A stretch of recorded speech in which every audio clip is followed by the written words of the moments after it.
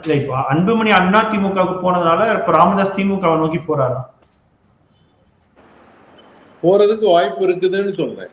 ஆனா இது அன்புமணி அவங்க கூட தான் போக போறாருன்றது இப்ப இல்ல, ரொம்ப நாளைக்கு முன்னாலே எல்லாரும் கணித்த ஒரு விஷயம்தான். ஆனா அதுல அவங்க அப்பாவுக்கு உடன்பாடு இல்லை, கட்சிக்குள்ள ஒரு பெரிய பூசல் நடந்துட்டு இருக்குது.